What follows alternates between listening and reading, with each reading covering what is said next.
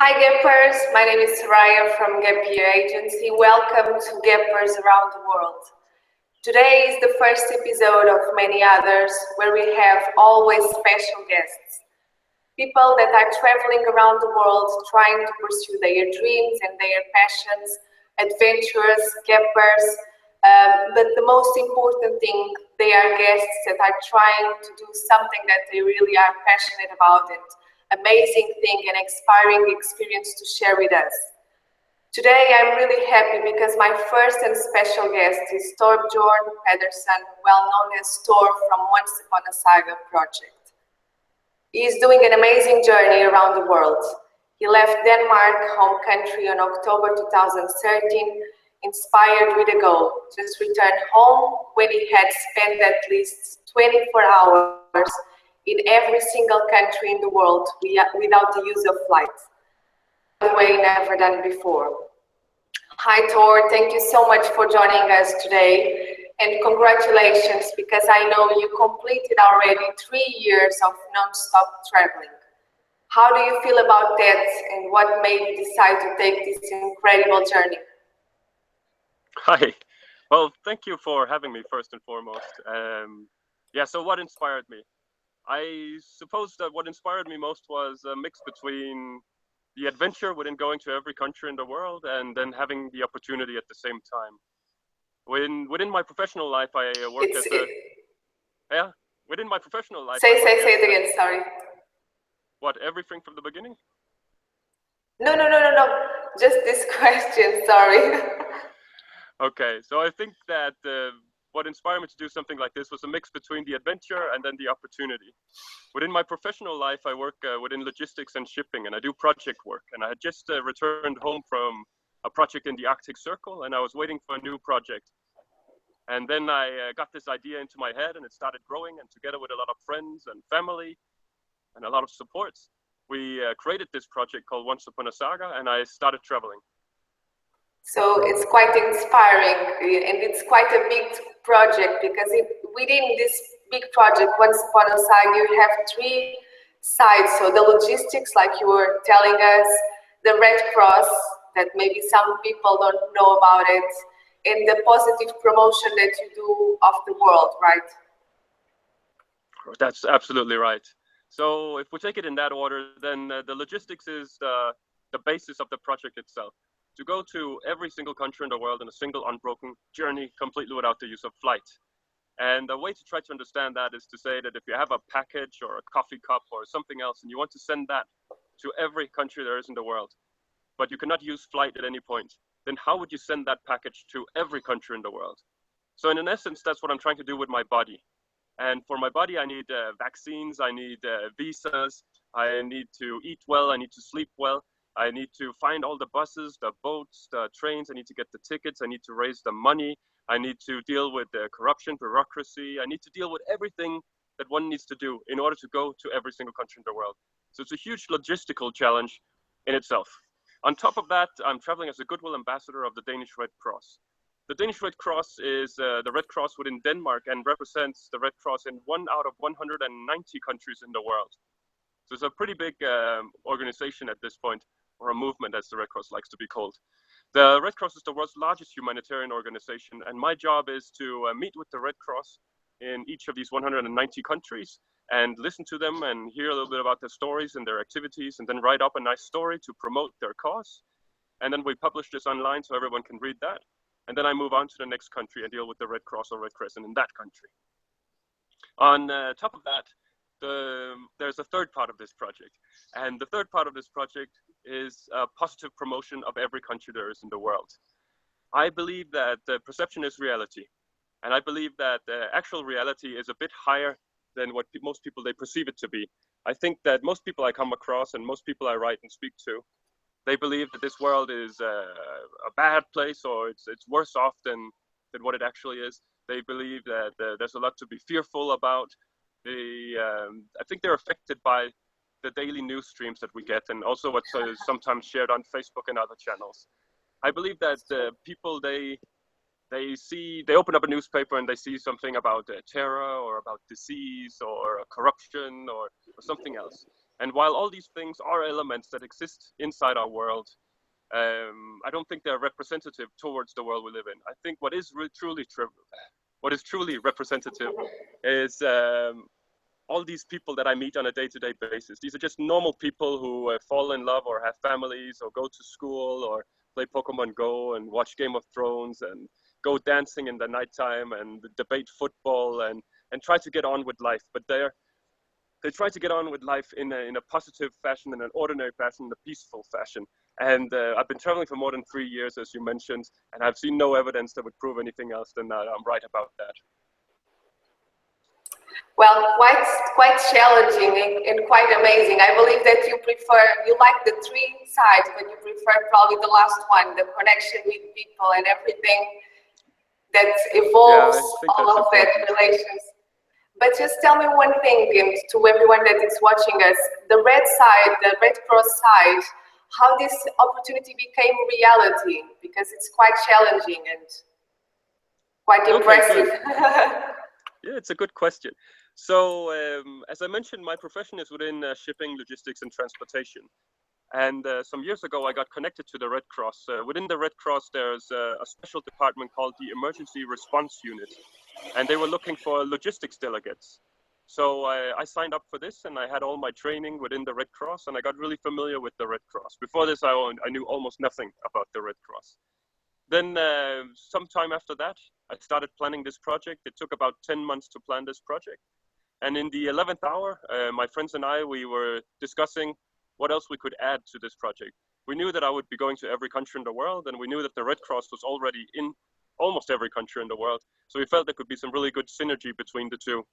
So we went to the Red Cross and proposed a project, and the project became also a little bit of the Red Cross, or you can say the Red Cross came inside the project. So they gave me the honor of traveling as Goodwill Ambassador, and they asked me to write a story about each national society in the world. My God, it should be a big challenge. You pass for each country and do this amazing job. Probably your day, it's not the same like compared to one of your normal day 3 years ago when you start this adventure. How can you see the difference? What means for you the difference between one of your days nowadays and compared to one of your days 3 years ago? Well, right now I'm sitting in Kigali, which is the capital of Rwanda. So that's in many ways quite different from sitting in Copenhagen, which is the capital of Denmark. But in essence, I don't think that what I'm doing is so much different from ordinary life. I just feel like it's more extreme. I feel that many of the things I need to deal with come in a more extreme fashion. When I'm happy, it's maybe based on something that's more extreme. When I'm sad, it's based on something that's more extreme. The challenges that I have are more extreme. The joys and the experiences I have are more extreme. But on a day-to-day basis, it's in essence, it's the same. You know, I need to get up, I need to sleep at the nighttime, I need to get something to eat, I meet people, I try to smile, I try to stay positive, and I try to move on with what I'm dealing with. I think the biggest difference between this and normal day life back home is that I have this mission, I have this project I want to accomplish, and I'm not willing to give up no matter what. So I've been pushing through some really, really tough situations. And I think back home, there would have been a tendency to say, you know, things have gotten too difficult, I'll try something else, or I'll go in a different direction.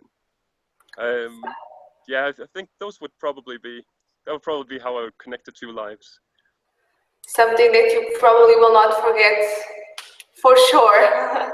Just tell me one thing. Oh, no.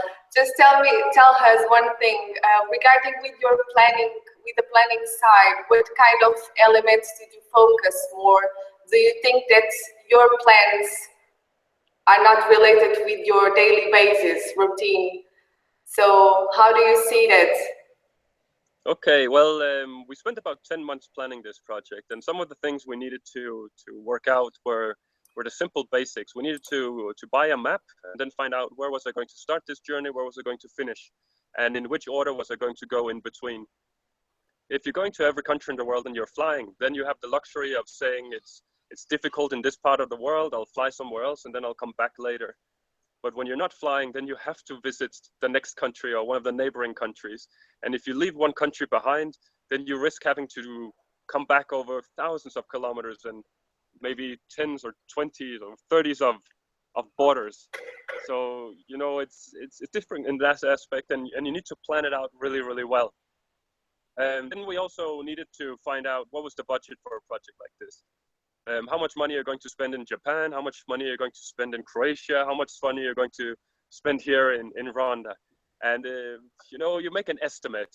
So we came up with a budget, and once we had that, we had the routing and the mapping, then we needed to work out what was I going to pack, what kind of clothes was I going to wear, what kind of social media were we going to use for this project, what was the name of the project going to be, what did we want to put, what kind of information on the web page, what kind of partners did we have, and then we needed to find all the sponsors that we needed for the project as well. And once all of that was in place, then we also needed to work out which date was I going to leave on. Am I going to leave tomorrow? Am I going to leave in 3 months? So, you know, there's a lot of planning within it. And all of that came together. As I said, the planning process was roughly 10 months. And then I left Denmark on the 10th of October, 2013 at 10:10 a.m. in the morning. Exactly. There are any special reasons for that? It's not a coincidence, obviously, it was planned. So the 10th of October, 10 a.m., 10 minutes. So what is the reason for that? Well, it's a little bit of a coincidence, and it's a little bit planned. As I said, we needed to work out when exactly was I going to leave home. And I didn't really know. I didn't know if I was ready to go. I didn't know. So I was planning to do a marathon together with my girlfriend, and we've been training for this for a long time. And we knew the date of this marathon. So I decided, okay, I'm going to stay until we've completed the marathon, and then I'm going to leave after the marathon. And then we were just sort of looking at the dates, and the 10th of October has a nice ring to it. It's the 10th of the 10th. And that was about maybe 1 or 2 weeks after the marathon. So my body would have rested enough that I could start this project. And then we just said 10:10 a.m. in the morning. Then I had 4 times 10, the 10th of the 10th, 10, 10, 10, 10, 10, 10. And then I could remember the date and time. A special date for you. You will not forget as well. So I know that now you are in Rwanda. So you achieved already 118 countries. So you have more 85 left. I know that probably it's complicated for you to say to us, but if you could choose one of your best moments during all this journey and one side that it's not so good, so positive, what you could tell us? I have a lot of challenges within this project. And in that essence, it becomes a little bit like a game. Sometimes it's very, very difficult to obtain a visa. Sometimes the document processes, the bureaucracy becomes almost impossible and unbearable. And when I get what I need, when I do get the visa, or when I do cross a border to a country that's difficult to enter, then that's an enormous victory. And I've had a few of those experiences. I've been in many situations where people have told me that what I'm trying to do is impossible, that I will not be able to get a ship, or I will not be able to travel that way, or I'll not be able to do this or do that. I was coming across the North Atlantic in the winter time, and that was an adventure that demanded 7 ships, fishing boats and shrimp trawlers and container ships and so on. And when I was halfway through that, I think hundreds of people have told me that it was impossible and I should give up and I should stop. But then I actually did cross the North Atlantic in the winter time, and I found the ships I needed and made the connections, and I ended up in Canada. And again, that was a great victory, and I came from one continent to the next. I still have my girlfriend, this girlfriend that I ran the marathon with before the project. We've been together for a long time now, and she's been out to visit me 9 times. And every time that we're planning that she comes to visit me, and every time she comes to visit me, and when I pick her up in the airport, you know, that's really a wonderful feeling. You know, I might try to play it cool, but then when I go to the airport and when I see her, then my heart starts skipping a beat. And, you know, that's really, really nice to see her every time.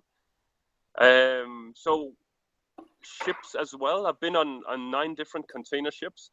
It's basically impossible to get on board a container ship as a passenger. except for a few container ships which operate and make it a business. There are a few companies where you can go to their webpage and you can book a cabin and you can pay for it, and that's sort of a different deal. The ships that I get on board are ships where they never have any passengers. Ordinarily, when I get on board and I ask the crew or the captain, they say they've never heard about having a passenger on board before. It's extraordinarily difficult to make the connections, and it's such a pleasure to be on board the ships. They treat me so nice, and it's an interesting experience to be on board. But it's really a pleasure to be on board when the ship leaves the port and we start moving out to the ocean, and you know for sure that you made it and you're on board and you're on your way to the next destination. Then I think it's also a great joy for me whenever I speak to someone or whenever someone writes me and they feel that I've changed the way that they think about the world or the way they think about a country or the way they think about life in general, when they feel inspired by the project. That can really make me smile. If I write a good blog and people, they respond to it and they give me some nice comments, then I feel like I'm doing something good, and I feel like I'm accomplishing what I'm trying to do. So that's a great feeling as well. If we go in the other end of your question, then I almost gave up on this project when I was in Central Africa. Central Africa is the central region countries. And Central Africa is a region that's very, very hard in terms of corruption, in terms of bureaucracy, in terms of racism even, in terms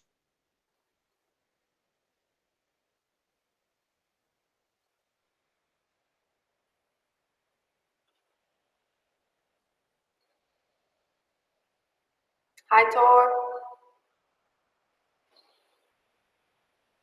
The connection is not working.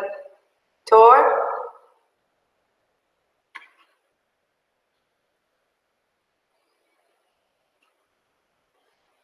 Hi, Thor.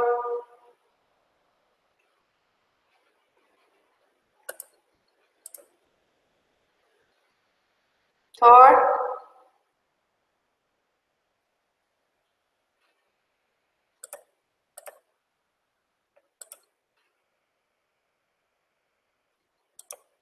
power, if it's many times, if it's some authority, then they can get really Sorry, nasty. Thor. We come back again. We had some problem with the connection, but we are on. So it's just still talking. Okay. So I want to say that it's also a wonderful part of the world in Central Africa. You have a lot of, it's just ordinary people who go to the market or take care of their family or take care of their house or look for a job or they study or they're on their way to work or on their way home from work, and just ordinary people, and you can connect with those and you'll have a wonderful time. And the nature is spectacular, and the animals in the region and the beaches are absolutely unbelievable in Central Africa. I've never seen beaches like that. There's so many good things to be said about that part of the world. But in terms of traveling overland without flying and getting all your documentation in place while you're going, it's a really, really hard and tough spot. So I came so close to giving up. I don't know if I physically was crying at any point, but I think my body was crying inside. I think I was so damaged and I was so broken, and I didn't feel that there was any purpose towards what I was doing. I didn't feel that I was getting anything from it. I didn't feel that the people who were supposed to get something out of my journey, they were responding, and I just felt alone and wanted to give up. And that would have been the negative side. I've been away from home now for more than 3 years. It's a long time to be away from your country. It's not a record, people have been away from their countries for far longer time. You have refugees and you have expats and you have people that just decide to go other places. But it is, for me, mentally tough to be away from my friends and from my family and everything familiar. This is not my language. I don't speak English on a normal basis. I speak Danish back home. So while my English is getting better and better, I still feel like it's a little bit more difficult than just to order something in Danish or to relate and communicate in Danish, obviously. So I do miss the easiness of being back home, where I feel like I know everything. I know the culture, I know the roads, I know the products, I know how things they work, and I know the language. And I've been away from that for more than 3 years now. Eventually, eventually I did get out of Central Africa, and the journey continued, and things got better, and everything changed. And you know, it's up and down, but in the extreme sometimes. I believe I told you that to choose one, but I know that it's impossible to choose because Hi. it's a long journey. And about Sorry. the language, I think I need to follow your advice and just go to travel for a lot of countries as well, because my English I need to improve definitely as well. Just one thing, Thor. I think it's brilliant what you just shared with us, and it's truly inspiring. I think people will probably follow you. The people that are not following you already, they will follow you certainly. One of the things that I felt absolutely inspired since the beginning, it's when you say that a stranger is a friend you have never met before. So how do you That's think, right. you told us already some about this relation with other people, this connection and how special it is, but how do you think that this side will have such an impact in your life? Is having already some big impact, but how do you think that you will see life when you finish this big journey? You have one year more to go, so how do you see Well, that? I think the motto of the project, as you say correctly, is a stranger is a friend you've never met before.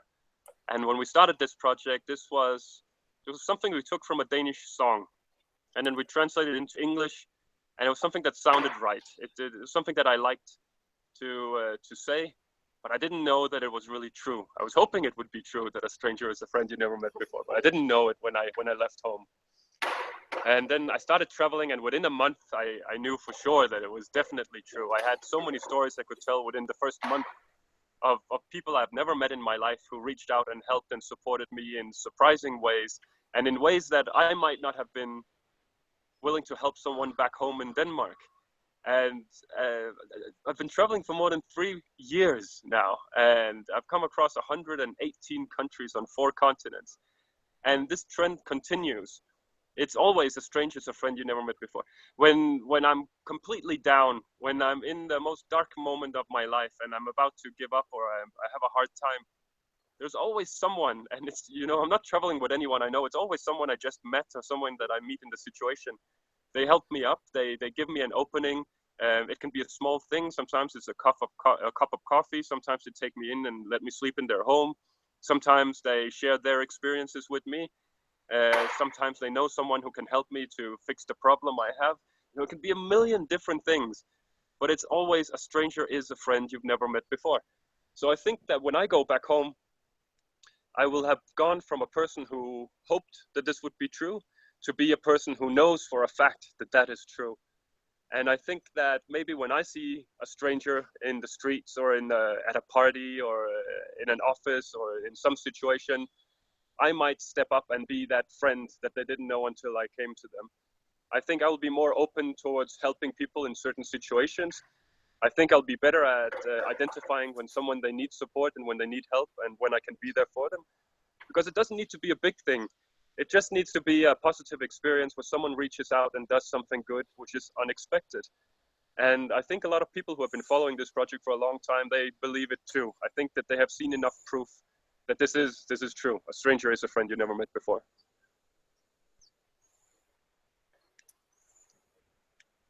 I think you started with this motto for the journey, but you probably will still with this motto for all of your life, right? Yes, it's possible. Just tell me one thing, Tor, in the last question. Are you thinking to come back to Denmark and to your normal life, or do you have any idea what you will do in the future? Well, the question for me would obviously be what is normal life, or what is normal life going to be for me?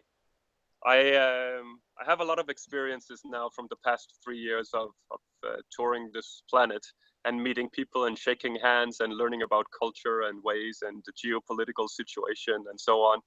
And hopefully those are all experiences that will stay with me. And I think that as humans, we're not static.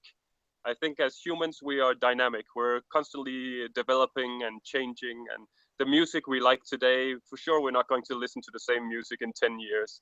And some of the ideas and the things that we believe in today, they're going to change over time. You can see what you were like 10 years ago. You know, you're not the same person. So we're constantly changing. And some of these things I've been doing throughout this journey, and some of the experiences I had and ideas and thoughts, they've been a part of shaping who I am.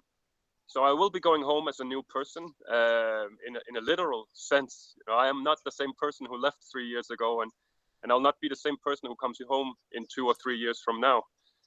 I do hope to take up my ordinary life within shipping and logistics. I do hope to continue coordinating logistics and making a living out of that. I do hope to marry my girlfriend and start a family with her. And I would like that to be in Denmark and build a home and connect with and reconnect with my friends and live ordinary life the best I can. At the same time, I do hope to use this project. I think that I could go and do public speaking at schools, universities, businesses, show pictures and share my stories. I hope that I would perhaps be able to write a small book or share my experiences in a different way. And well, we'll see. I think it will be my ordinary life from before, plus some bonus. And probably the marriage will be on the 10th of October. I don't know the time, I don't know the hour. Okay. So Thor, once again, it's quite short, our interview, but I think it's truly inspiring, and I really think that a lot of people will following you from now on.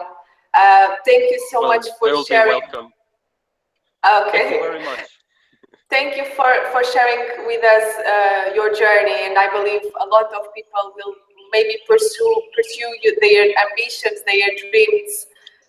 Probably you are helping them and giving more strength to do that. Was an honor to have you here. And just tell us, for the people that don't know your websites, can you just tell us the link, and we will share anyway, but it's okay, Once Upon a Saga, right? Yes, the project has been named Once Upon a Saga. So it's like Once Upon a Time, but instead of time, it's Saga, S-A-G-A. And by searching that online, you can find everything. You can find the webpage, you can find Twitter, Instagram, YouTube, you can find the blog. You can find various articles about the project, which have been written throughout the entire journey. The webpage itself is www.onceuponasaga.dk. I come from Denmark, so that would be DK in the end. Quite simple. Okay, Thor, thank you so much. We will share anyway the link, so people will not be lost. They will find it. And thank you for having me. For you watching this. Oh, thank you so much. Thank you so much. I hope to see you again soon. And for you watching this video now, I hope that you have enjoyed. And I see you next week with another special guest. Bye-bye. Thank you.